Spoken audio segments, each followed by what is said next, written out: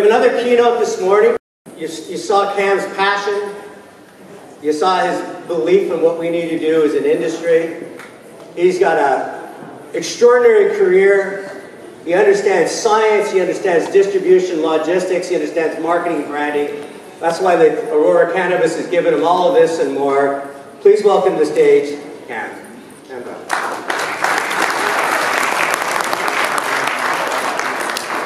And young enough to jump in. There you go.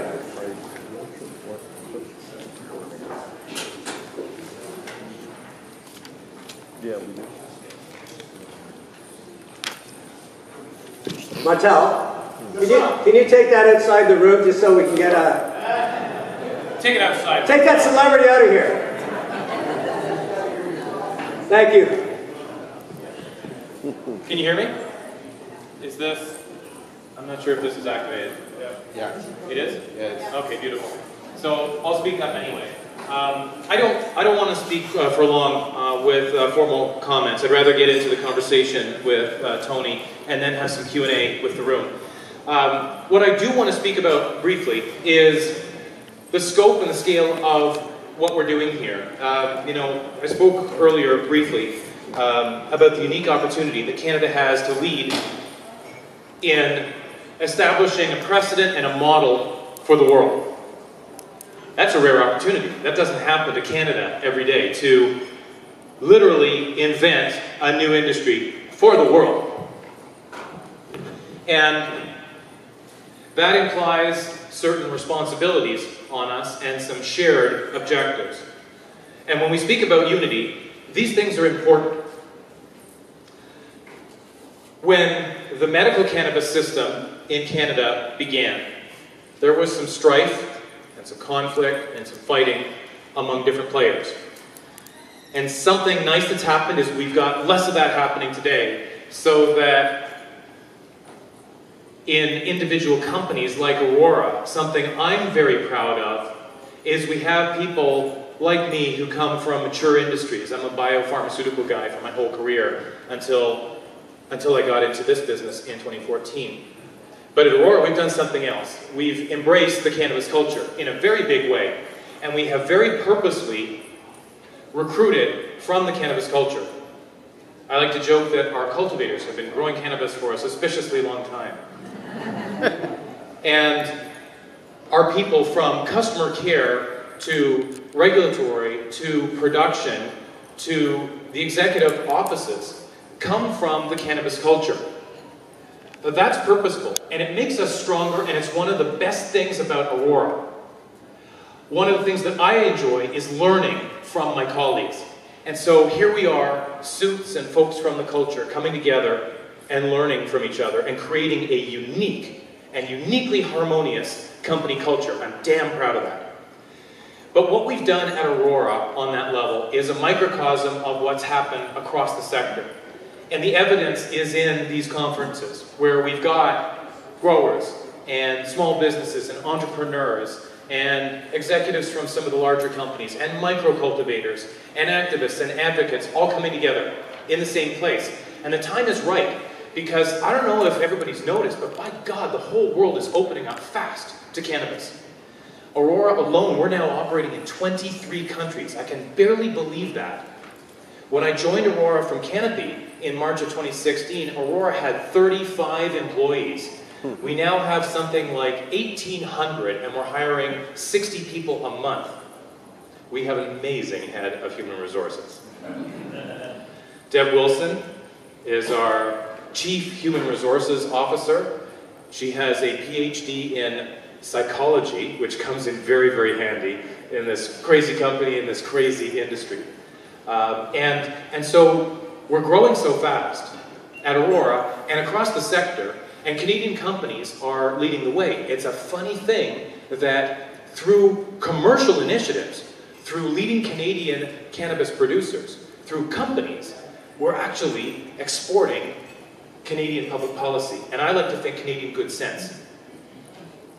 So we're seeing in real time something that I've classified as a global megatrend. A rapid shift in society, in law, and in business that's sweeping the globe. And one consistent fact, one consistent, it's more than a fact, one consistent mover in all this is Canada. We're the ones who are bringing our expertise to bear, and it's not just our companies. Everyone knows that Canada has the perhaps best, certainly the largest and smoothest operating medical cannabis system in the world. Who gets the credit for that? Who put it together? It was our public servants. When was the last time you celebrated the work of bureaucrats? Can we do that right now? Can we please have a hand for Health Canada?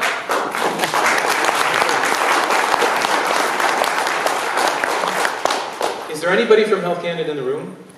I'd love to embarrass you. So it's not perfect. We know that. We know that the rules governing medical cannabis and consumer cannabis are not perfect. They have to change. They will change. We have battles to fight and we'll win them. But we're moving in the right direction and we're ahead of everybody else in the world. And countries around the world are sending their officials to Canada to meet with our amazing bureaucrats and to meet with our companies and to learn how to create their own systems.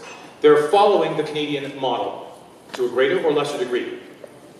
And it's another reason, as I said earlier, it's another reason that we've always got to keep in the back of our minds that it's not good enough to get 80% of the way there. We need to keep working on perfecting our project with respect to cannabis in Canada. We need to keep working on perfecting our project. We'll never get to perfection, but to our credit, we're not going to stop trying. And we'll make it better and better and better. Now, with that, I really do want to shut up and bring Tony up to the stage and actually have a conversation and get into some Q&A.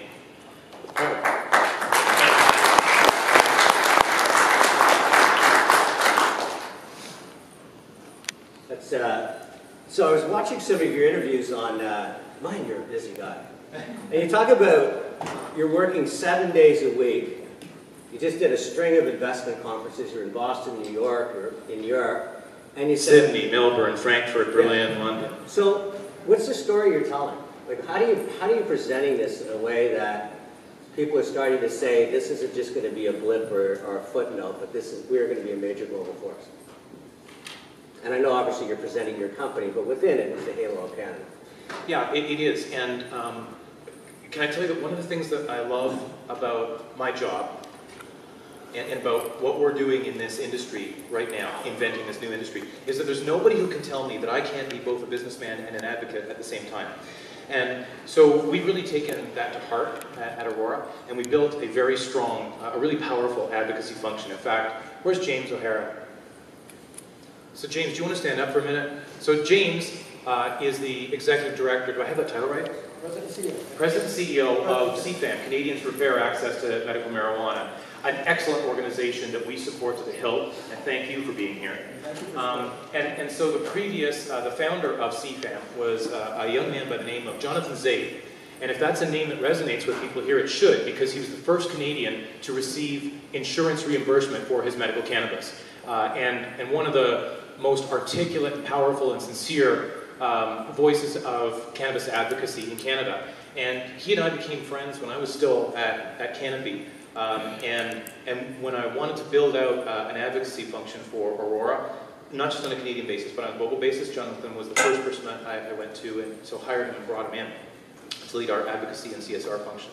So, for example, I was in Australia 3-4 weeks ago, in Sydney and Melbourne, and it was a really productive trip on a business basis, but Jonathan came with me, and we also spoke of advocacy. We spoke to the patient organizations in Australia who are trying to get that system to expand more rapidly and make sure that it's truly accessible for patients, because in the first year they basically added about 1,000 patients in Australia. It's now starting to really pick up and accelerate, and that's great. But advocacy is going to be required along the way to make sure that there aren't too many obstacles in place. So the advocacy it goes hand in hand with the business. And we have those advocacy meetings, also met with a ton of institutions, probably 35 institutions, funds, and banks and stuff like that when we were over there. And also met with the Australian Health Minister. And it was really interesting meeting with Greg Hunt, the Minister of Health for Australia, in that he's legitimately interested in what we and other leading Canadian companies that have decent credibility globally with governments, what we can do to help accelerate the growth of the medical cannabis sector in a legitimate way in Australia. So they're really looking, and I'm finding the same ethic is applying in Europe, in Latin America as well. The governments respect the credibility of some of the leading Canadian companies. We're seen as knowing how to operate successfully under rigorous regulation. And also Canada is not known as a wild and crazy country. On the contrary, typically we're seen as a little bit boring, which is fine with me. Because boring in public policy, that's not bad. Things have gotten, in my view, a little bit too exciting in certain parts of the world recently. So how do we, so I'm going to probably try to draw this as a parallel to Aurora and also the industry. I mean, you talked about going from this little snowball to this monster machine. You're 22 countries, you're about to announce more. How do you not spread yourself that thin? You might have a superstar global human resource director, but how do you make sure you're still delivering the kind of promise that you set out when you can probably know the names of most of the employees? So there's two things. One, and it's important, there's no choice but to move fast. There's no choice. We feel a significant sense of urgency to establish and expand our global footprint right now because at the moment there's a certain window of opportunity. Can you guess what I'm talking about? Yeah, America. Yeah. Right now, in the US, cannabis remains federally illegal. So there's some really cool companies there, some really cool companies in the US. You've got some multi-state operators who have to be vertically integrated in every single state in which they operate, right, for now. There's some amazing technology, formulation, technology, and software, and even companies like pre-rolls. So Aurora has a license with a company out of California called Wagner Dimas that has, as far as we can tell, the best pre-roll technology in the world, and we scour the world. And our U.S. spin-off, Australis, when we divested our U.S. assets, we created this spin-off company that we spun off to our shareholders called Australis Capital. They actually own 15% of that company, Wagner Dimas. So lots of very, very cool stuff in the U.S. market. But they can't do what Canadian companies can do for now. They can't export their products worldwide. We can. We're exporting it around the world right now. They can't list on an American exchange, public exchange. They can't even deduct their business expenses at the moment. They can't grow it in one state and sell it in another. Those limitations create that window of opportunity. And that's why I say we've got to move fast. There's no other option. Now, the second part of the answer to your question is how do we keep it moving? How do we keep executing? It's very simple. We've turned integration at Aurora into a core capability. Our head of integration, our senior VP of integration, Andre Giron, whom we acquired, ironically, via acquisition. We acquired a company called H2 Biopharma in Quebec, which is now our Aurora O facility, French for water, in La Chute, Quebec. When we acquired that company, we got Andre, and he has tons of experience doing integration with big companies on a global basis. And he and his team are doing an amazing job of integrating our acquisitions. So we've done 15 acquisitions. I think the one we announced today in Mexico will be our 16th. And that's in a little over 2 years. And yet, it's working great. So we completed the CanMed integration in the specified 90-day period. And a slightly longer period, just over 100 days for med relief, and that was because of consumer legalization, which was a pretty big effort. And it's working. So it's working, and everybody gets with the program. People who come to work for Aurora, I'm very proud, tend to self-select. They tend to be high-energy individuals. They tend to be passionate about this sector, of course. But they also have something else that I think is incredibly valuable, and that is a sense of mission. A sense of mission and belief in the value and the rightness of what it is we're doing in Canada and around the world. It's a kind of practical idealism. We're in business, yes, but There's no reason why you can't be in business and achieve objectives that are socially valuable at the same time. So Cam, I see that in you, and I can imagine your group, but if you're bringing on 1,500 people a month, how do you... 60 a month. 60 a month. So you're bringing on 60 a month. How do you make sure that those values and that promise to perform, as you start integrating businesses, which is much more than 60 people, because you're bringing everybody, their legacy, their values, they believed in their founder. So you're bringing all this in as protocol, but how do you make sure you're staying consistent? Because if once I grew up, I heard one of the things that you are consistent to is you want to be the low-cost producer. So how do you make sure that all of this stuff continues to play into who you are, why investors should invest in you, and when you're going to talk to governments around the world, they say, I know exactly where you stand. So when people come to work for Aurora, they know what they're getting. Our vision is very clear. Our mission is very clear. On the business side, it's to produce on a mass scale with ultra-high premium quality, which is a hard-earned reputation we have, and to produce for the lowest cost per gram we possibly can, and if possible, be the benchmark for the lowest cost per gram of production, so that raw material is available inexpensively, and that leads to, of course, higher margins. So they know what we're all about. They know it's about consistency of production. They know it's about not losing crops. You know, that's crop loss. Those are two words that nobody in the cannabis business ever wants to hear. And so we've designed our technology, which is completely differentiated from all of our peers. This concept of mass scale indoor facilities with the glass roof that harness the power of the sun, but they're a closed system with positive pressure, just like in the pharmaceutical industry, and MERV level 14 air filtration to keep all the nasty stuff out. And so not only do they get the technicalities of what it is we do, they get the heart of what it is we do. What we're trying to do is respect the plant. So we create, effectively, a spa atmosphere. If cannabis could talk, cannabis would tell you that it wants to be grown in a sky-class facility. So it's got the sun, but it's also got perfect temperature control and perfect nutrients, and it's the attempt to step back and go, what if you were trying to invent cannabis production from scratch? Not converting old facilities, not converting and retrofitting old greenhouses, but if you were to invent cannabis production anew, how would you do it? And that's the question we ask. And so when people come on board, they love that too.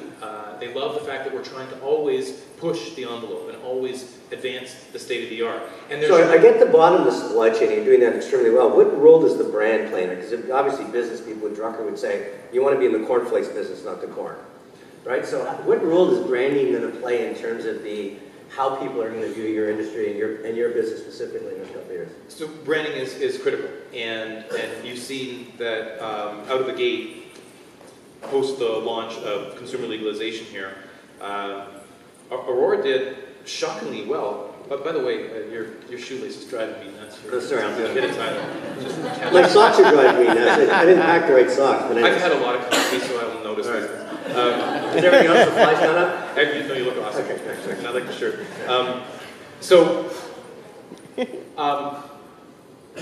Branding is critical, but branding is overlaid on top of everything else. And you saw that we did really well out of the gate on consumer legalization with the top-selling products in BC, and something like 30% of the sales in Ontario. It's early days. The metrics are kind of scarce right now, but we're doing exceedingly well, way better than expected. In part because of the brand's resonance. So our San Rafael brand that we got via Mad Relief. And the strains for which we're known, like our Blue Dream and our LA Confidential, and our Banana Split. And they're selling great because of the respect to the individual brand, but also to the corporate brand, the company brand. Because I think people see that Aurora stands for something, and it's a little bit different from our peers. You're being very patient with Health Canada. I'd probably be on the other side saying, this should have been one set of rules. We should know when edibles are coming to the market. We're playing with, I feel like we're running in cement. You're on the other side saying these guys are doing world-class work. Well, how do you persuade them? Because here's the thing, they were given a mandate to put up, to do a hurry-up job. the Supreme Court ordered the Harper government to create an accessible system. And then that dumped on Health Canada the responsibility of throwing together a medical cannabis system in a hurry. And then the year after that, okay, now we're allowed oils. And do you remember when that happened? The new regulations came in when it went from the MMPR to the ACMPR, and we were allowed to produce oils. There was also provision in those regulations. It's like a legacy of the rush for fresh cannabis. Has anybody ever purchased fresh cannabis from a licensed producer? I think we all looked at that and went, what? So it's one of those legacies. It's like tapping the keg. Yeah, it happened so fast. So, given the scale of what they were asked to do, that nobody else in the world had done it, and they had to do it super fast, God, you got to give credit. So we're going to move, and you're giving him credit, and we won't continue to argue that point, but I would love to see at least some guidelines that we could respond to. I was at the cocktail party last night. I met a guy, Jeff Dorian, quantum. He's looking at quantum physics to get the best out of it. Terry Donnelly's a friend of mine. He's obviously Hill Street. How does these young, entrepreneurial-driven companies connect with the forces that are going to ultimately shape it? So how do they present their innovations to a company like yours? Well, they come to Cannabis, you see, and... No, but I mean, how does that work? Because if you're moving that quick, it's tough to, you've just got to focus on your priorities. I'm just interested to see how, as you guys are starting to create scale, how do we make sure that the entrepreneurs in this don't get left behind in Canada? First of all, entrepreneurs never get left behind. They find ways to make themselves heard, and they find ways to succeed. And by the way, because I don't want to forget to say it, I was very pleased to see Ontario change course on its retail system to go from an intended government monopoly to a private retail system, in part because it allows for greater participation by more people, including small businesses and entrepreneurs, in the creation of the new industry. If there's economic opportunity being generated, well, let's make sure that we have the broadest possible participation in that, which creates, I think, a more widely accepted and sustainable system. And it's also, oh, by the way, fairer. And it creates the opportunity for people who come from the cannabis culture and have previously been involved on the gray side to come up into the light of legitimacy, which is always devoutly to be wished for. Now, I'm going to finish answering your question. So, the other thing is, certain companies, and certainly Aurora among them, are always looking for the things that we don't know. And this is familiar to me from my days in the global biopharmaceutical industry, where Big Pharma ran out of ideas, or didn't have enough ideas, and needed to turn to smaller, more entrepreneurial organizations. Now, we haven't reached that level yet. We've got lots of ideas and lots of entrepreneurial energy in Aurora, but we know that we don't know everything. So one of the things that we've done is consciously establish ourselves as the partner of choice for strategic partnerships. And as much as we've done with 15 or 16 acquisitions, we've also done almost an equal number of strategic partnerships where we have invested in other smaller companies, in some cases producers, in other cases technology companies, and help them develop. And it's good for them, and it's good for us, and that kind of an ethic, I think, is good for the whole marketplace. Okay, so I have a final question. We're going to open it up. We have a few minutes for the audience to that. But how do we, I'm a very passionate Canadian, and I grew up in the consumer packaged good industry and saw incredible vibrancy and head offices and innovation and creativity get watered down into being at best a branch plant, where we're just I hate to use the word term, but almost a dumping ground, a marketplace, a 30 million, 36 million marketplace. How do we ensure that as all this investment flows in, as the great work you're doing, attracting the capital markets flows into Canada, that our destiny will still be a matter of our choice versus simply being that great creativity and energy, the first chapter of our story, just being vacuumed up in the big multinationals? So, you know what, the one outcome that would depress the hell out of me is if all of this great stuff that we're doing ends up being sucked up by companies from the US or elsewhere. And we do end up with branch plants. And the antidote to that is to move fast, is to establish global leadership, and by God, hold on to it and fight for it in every single market. We don't want to have another BlackBerry. We don't want to have another Nortel, where we establish global leadership and then we lose it, especially when we're inventing this whole industry. So, I think that nothing succeeds like success. That's the best antidote, and that's the best insurance against anything like that happening. Because that would be instead of buying pipelines, should Canada not be putting some of its balance sheet against this industry? Sorry, say that again? Instead of just investing in pipelines and legacy industry, which I'm actually for investing in oil, do you think Canada should be doing a better job of providing more capital to this industry so that we're not diluting our ability to control? I'd reformulate the question, and I would gently remind you that Aurora is an Alberta company, so we never, ever, ever talk down our friends in oil and gas. I'm not I'm teasing. but proud Alberta company. If you read my work, I'm very pro getting our oil to coastal waters, but I also think cannabis is another big bet, and it seems to me that we're doing enough to support this industry, given what it could mean in terms of science, patents. Are we doing enough? It's very, very hard for governments. You know, I started my career working as a legislative assistant for a minister in the Mulroney government. That's actually where I met my wife, and she worked for the Liberal opposition, so we're a bipartisan home. And so public policy is always something that's in the back of my mind. It's hard for governments to create winner companies or industries.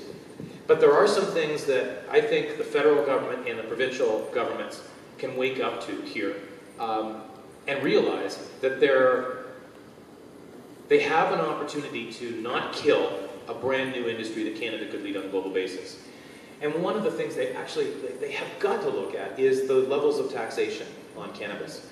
We know what the central objective of consumer legalization is. It's to migrate consumers over from an unregulated gray market to a legal and regulated one, to make it real. And that's better for everybody. It's better for employment, it's better for career development, it's better for taxation, it's better for consumers, it's better for everybody. It's really wise public policy.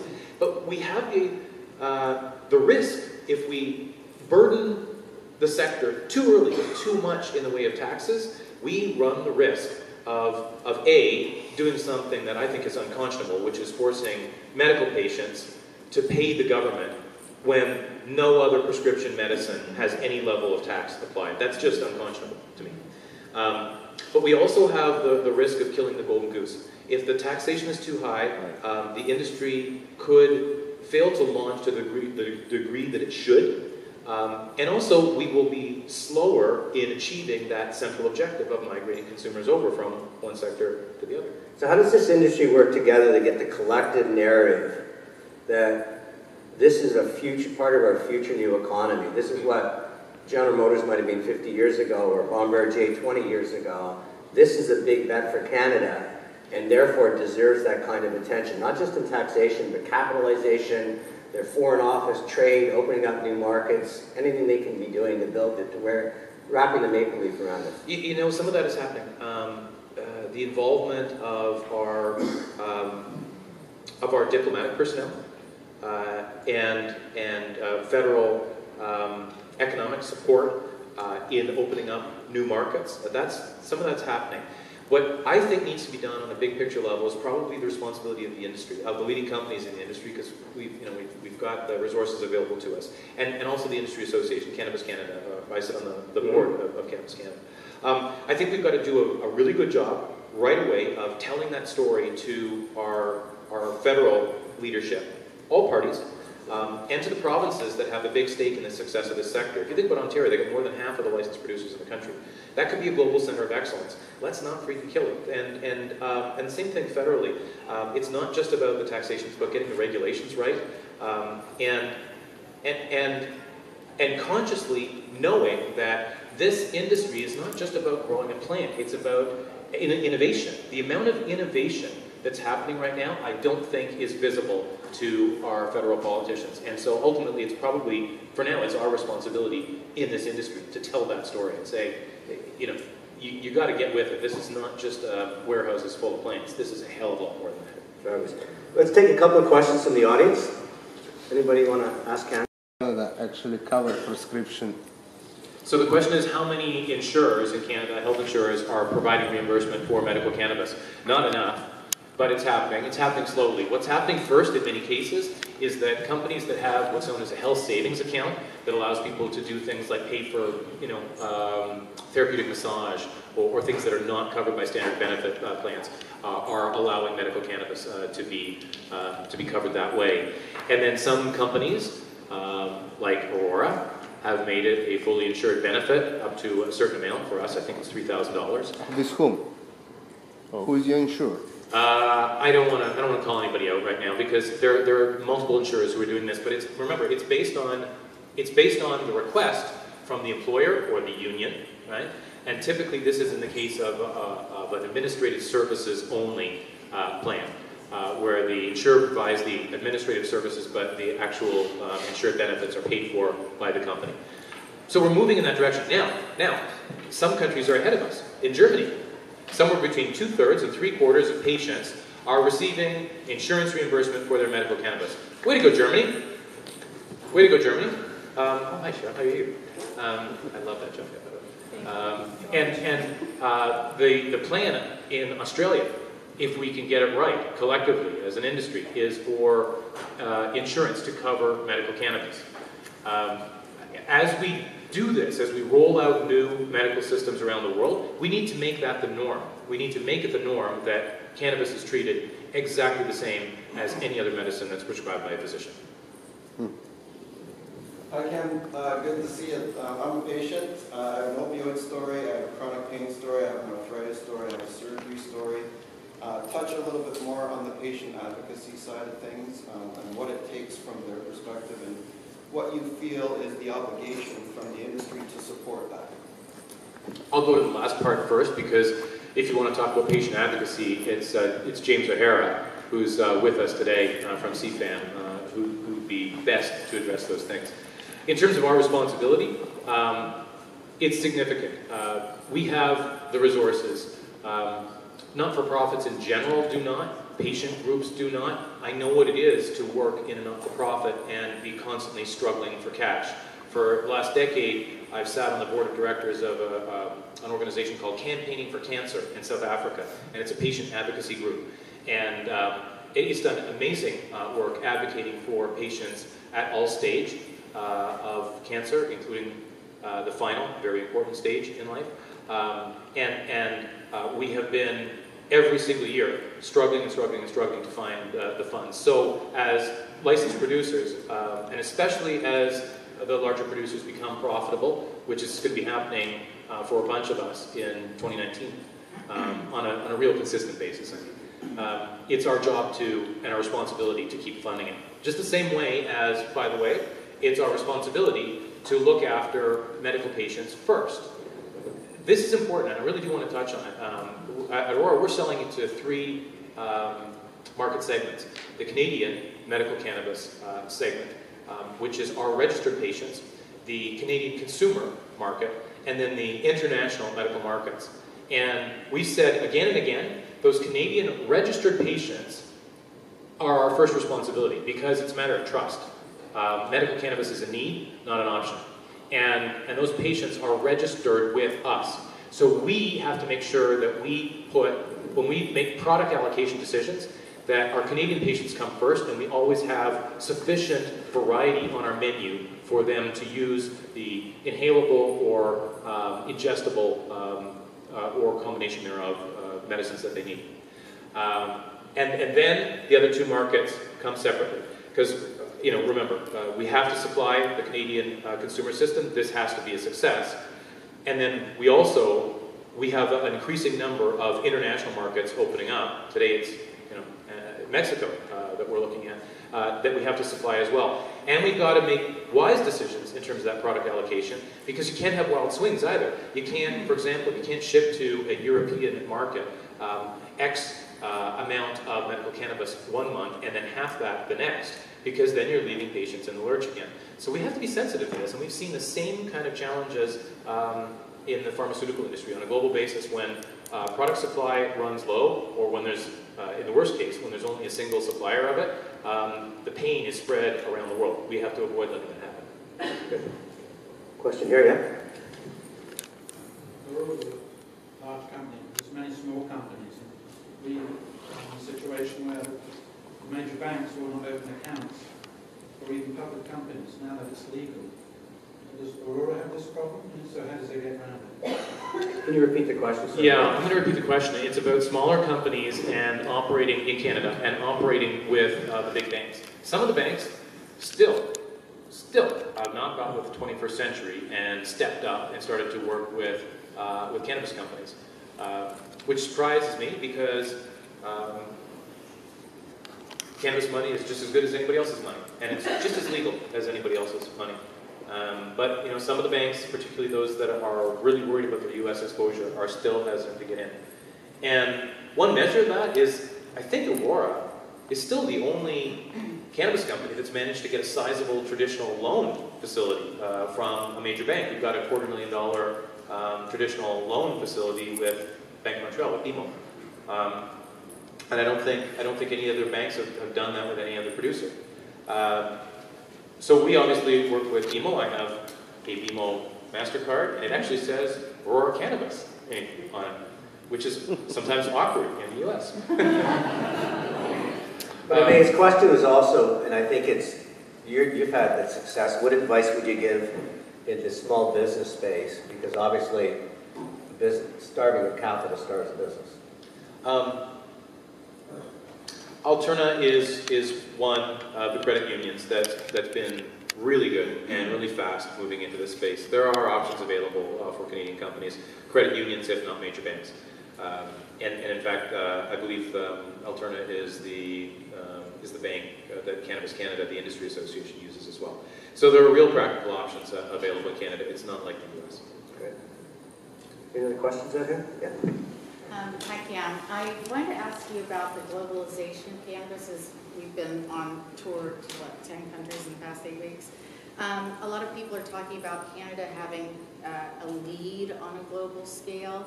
How do you compare that with what's happening in the U.S., and how do you think the presidency in the U.S. is going to impact global relations regarding cannabis? Okay, so let's start by talking about the president, and let's be very careful. Can you just count, because we don't have a microphone out there, just sort of phrase it. Yeah, okay, so Cheryl was asking how do we compare developments in Canada to those in the U.S., and in particular in light of who's sitting in the White House. And we're always very cautious about what we say about that. It's funny, because the U.S. is in such an odd place right now because everything could change via a single tweet from the White House, right? It could change like that. And we're going this way. No, we're not. We're going the other way. Okay, we're going that way. Right now, as I said earlier, there's some really cool stuff coming out of the U.S., but U.S. companies can't do what Canadian companies can do on a global basis, and that's what's created this special window of opportunity for us. Ultimately, we're going to be doing the same thing. We're going to be on the same side, and we may end up, with Canadian companies taking over U.S. companies, or U.S. companies taking over Canadian companies in this space, and not just a tobacco company taking over a Canadian producer, or a beverage company taking over a Canadian producer. I think it's more likely that Canada will continue to have a lead. I think that window of opportunity is likely to be open for at least another, let's say, 12 months. And I wouldn't put a lot of heavy bets on anything after that. What would you like to see in 12 months then that would define that we took full advantage of the fact that we still have the window open? I'd like to see the U.S. Move forward in a methodical and orderly fashion and a logical fashion in terms of making cannabis federally legal. I'd like to see Canadians involved in the sector not harassed at the border. That would make me very happy. And I'd like to see more companies having a strategy like we do with our Australis Capital spin-off, whereby our hands are clean. We're not going to get in any trouble with the NYSE or the TSX. We are abiding by U.S. federal law, but we're ready. And Australis is like our advance man. And Australis is collecting really interesting assets that are undervalued because of the fragmented nature of the U.S. market. So that anytime in the next 10 years, when U.S. federal regulation change and cannabis becomes federally permissible, we have that back-in right so that we can then reacquire 40% of Australis.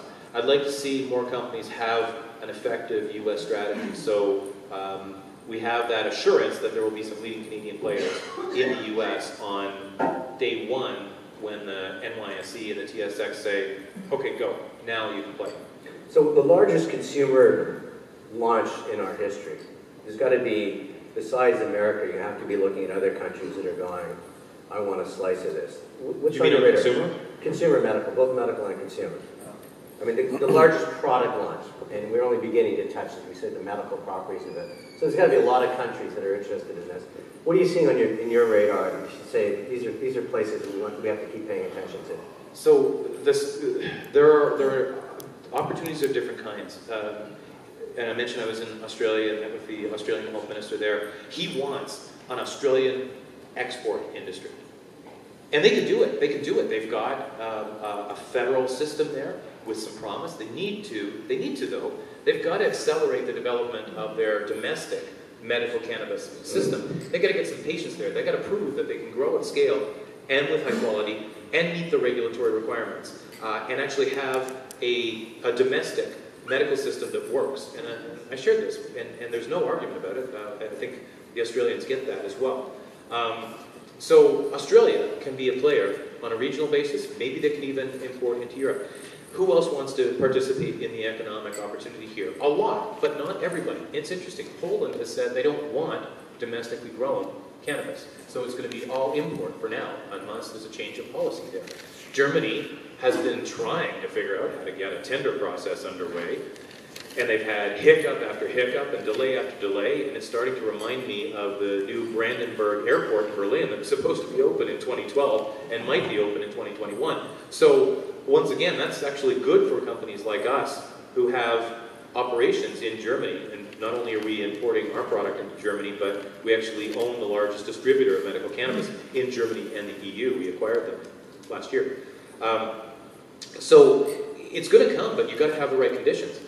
In Latin America, it's going to be a different basis, but certainly countries like Uruguay and Colombia, where we are operating with our ICC labs, they see the economic opportunity. And it's different from what we're doing in Canada and Denmark and Australia with our partners, Can Group there, in building these mass-scale indoor facilities, right? Because it's like any other industry to a certain degree. You either use low-cost labor in certain markets, or you use high technology in more developed markets to get to the same place. And we're doing both of those things. So we're growing cannabis via ICC in Latin America, outdoor and in greenhouses, low cost that way. And then we're doing it low cost with the use of high technology in northern latitudes, let's say. So there are multiple opportunities for the fast-moving countries that create workable, flexible, accessible systems to participate in the economic bounty of the invention of the new industry. For the ones that are laggards, or the ones that just don't want to have cultivation in their own countries, they're still going to benefit, right? Their patients are going to benefit, and there will be economic activity associated with the distribution and the sale of products, whether medical or consumer. They just won't have that foundational level. So.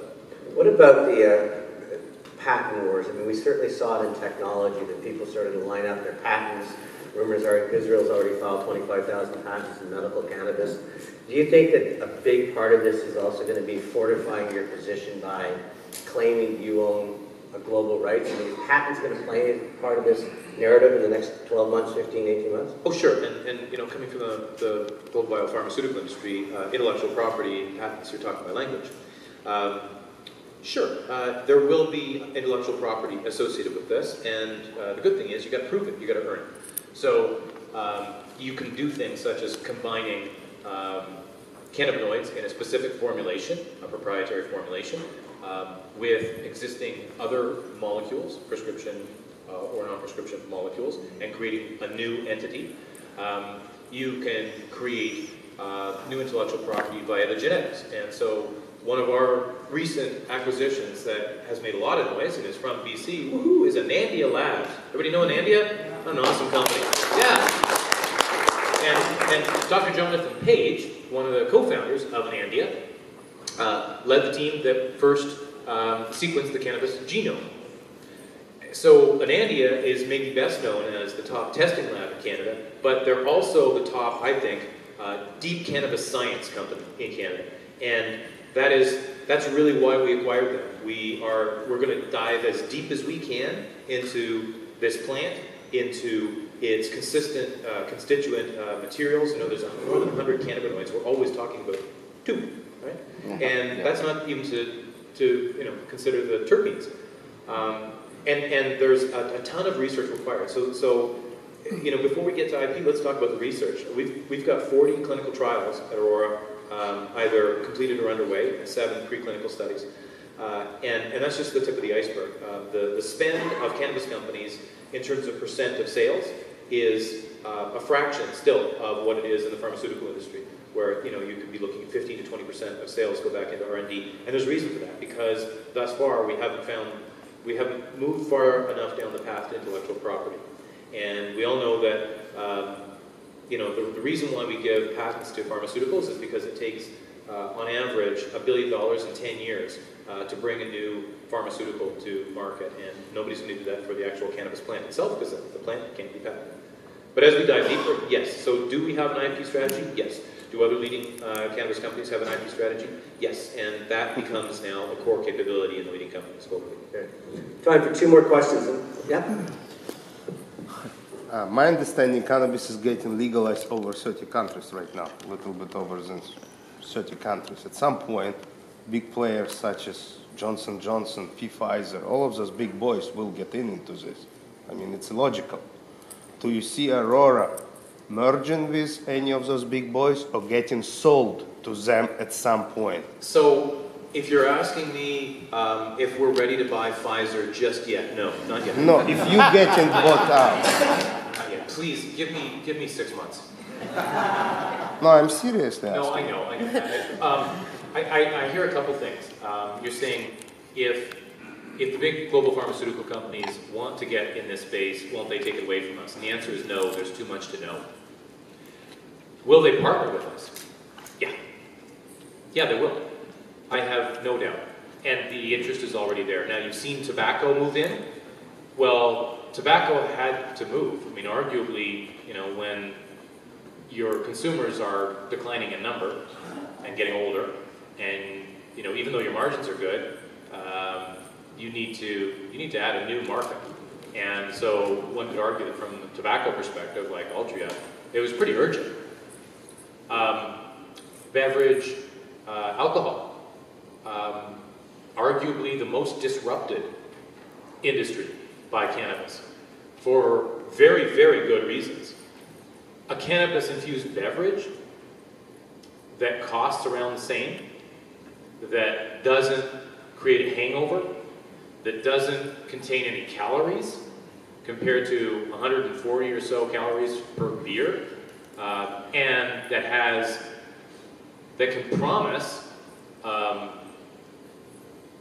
that can offer not just a wide range of delivery mechanisms. If you think about cannabis, but there's only one way that I can think of to drink a beer, and if there's another way, I don't want to know about it, okay?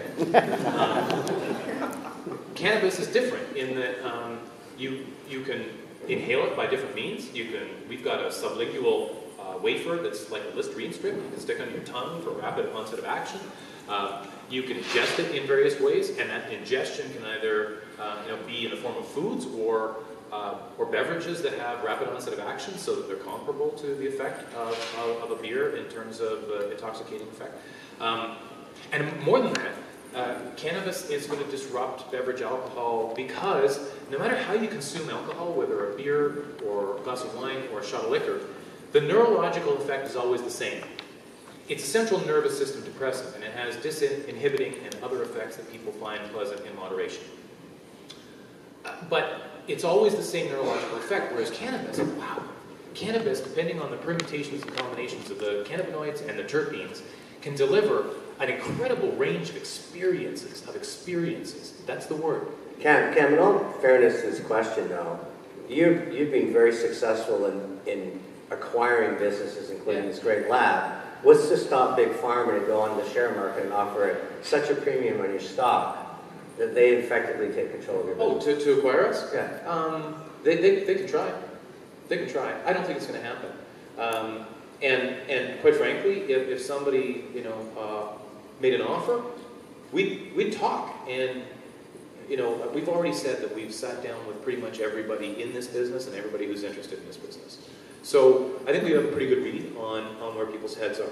And one thing that's clear, and you've seen it via the examples of Constellation and Altria taking over companies in this space, is that they know that they need the expertise. They're smart enough to know what they don't know. So they're not coming in and kicking everybody out. They're moving in and acquiring in an intelligent way. So as you go through the growth phase of a multinational, you do that. You cultivate it, you grow it, you invest in it, but down the road, as that category gets mature, you start trying to find cost efficiencies. So the question I guess everybody has is, will Canada still be... You can also build a company with cost efficiencies in mind from the very beginning, and that's one of the things that we're doing. Like, if you think about it, our Sky Class facilities are specifically designed to be the most replicable and scalable and efficient in the world. This is not a retrofitted industry. It's a purpose-built new industry, so you can get it right from the beginning. And the other thing to bear in mind is, the sector's kind of down right now, and it's the volatility in it is ridiculous, and that's because it's a retail market. It's still a retail market. The institutions are coming in, but they're not in a heavy way yet, so the volatility is crazy. But at its peak, when everybody was at their peak, you had cannabis companies that were worth, $15, $20 billion, us included. And take a look at some of the big global companies out there. Now, pharma companies, an average pharma company might be like 200 billion. Altria is, on the tobacco side, is what, like 120 billion? But some global brewers are $50 to $20 billion. So we're actually getting up there in terms of global scale. And I have no doubt that you'll see certain companies achieving those same levels of market capitalization fairly soon. Sensitive question, and maybe one more personal to me, but do you think tobacco coming in this industry will cast a negative cloud when we're trying to really push the narrative that this is a great product? It serves so many benefits. Do you think that's going to take a step back? Less so than it would have 10 years ago, and I'll tell you why. There's a narrative developing in the tobacco industry that they're moving away from combustible tobacco, right? They're moving away from cigarettes that burn and toward what they call heat not burn, which is that like IQOS technology, and to vaporization. And we've seen some bumps in the road with respect to vapes as well too. We've got to get this right and make sure we keep that stuff out of the hands of kids as well. But they're already moving in that direction, right? And so if they're making a visible effort to, create healthier, more healthful alternatives than in the past, I don't see that. But big tobacco, you would argue the narrative and I apologize if anybody's in big tobacco, told a pretty big lie for decades. And that's certainly the perception that came back. And so that's the thing that I'm curious about is how is our industry collectively going to respond to if they start stepping in and making investments? It's natural. I get why they're doing it. It makes, you said, their customers are either getting old or dying off. It makes a lot of sense why they're doing it, but at the same time, there is a concern, I have to believe, that we're going to get painted, stained by what that industry represents and to a lot of people. Yeah, you know what? These are all products that are, they're called, we tax them, we call them sin taxes, right? So we put sin taxes on alcohol, tobacco, cannabis, unfortunately, including medical cannabis. So these are things that are seen in a certain way. There was no keeping tobacco out, absolutely no keeping it out. Just like there's no keeping beverage alcohol out, and I think non-alcoholic beverages as well, and certainly pharma. You're going to see all of these big industries move in. And in terms of negative perceptions, I don't know. Nobody likes anything big. I've heard people talking about big weed. I don't think we're quite there yet, but nobody likes big in front of any industry. Big what? Oh, I hate them. They're big. Cam, I'm thrilled you came and joined us today. You've been around the world. You got so much passion.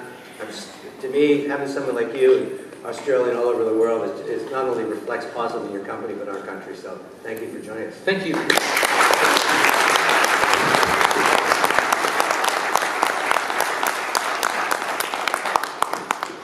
with great passion.